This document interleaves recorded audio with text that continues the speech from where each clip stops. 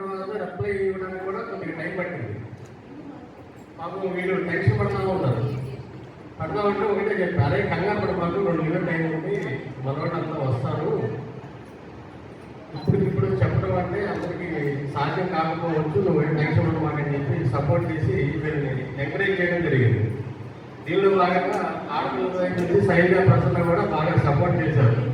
ఈ విధంగా కలుసుకోవడానికి మనందరం ప్లాన్ చేసుకొని రావడం అనేది చాలా శుభ పరిణామం. ఎందుకంటే ఆల్రెడీ మనం 48 ఏజ్ దగ్గరలో ఉన్నాం. కాదురా బాధగా ఉంది కదా వయసు గుర్తు చేస్తుంటే, చక్రపాణి వయసు గుర్తు చేస్తే బాధగా ఉంది కదరా? బాధగా ఉంది చెప్పట్లేదు.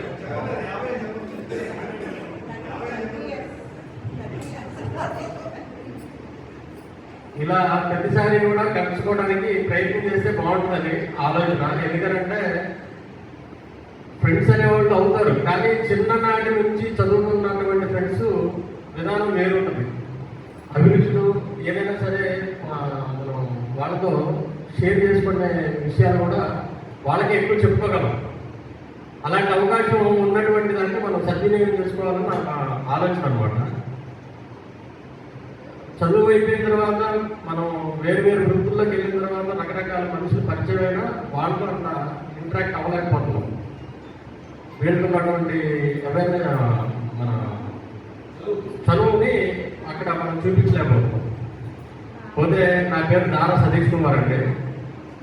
నాకు ఒక అమ్మాయి, మా ఆవిడ హౌస్ వైఫ్, మా అమ్మాయి బీటెక్ సెకండ్ ఇయర్ చదువుతుంది హైదరాబాద్లో. నేను బంగారం వ్యాపారం చేస్తున్నాను. తిరువురులో సెటిల్ అయ్యానండి. డిగ్రీ ఫస్ట్ ఇయర్లో తిరువురుకి షిఫ్ట్ అవ్వడం, మా నేటివ్ ప్లేస్ కల్లూరు అన్నమాట, తిరువురు పక్కకి. అందువల్ల అక్కడికి వెళ్ళిపోయాము. మీరు ఇచ్చినటువంటి విద్యాబుద్ధులు, మీరు పెట్టినటువంటి కంట్రోలింగ్ వల్ల మేము ఈరోజు ఈ స్టేజ్లో ఉన్నాం సార్.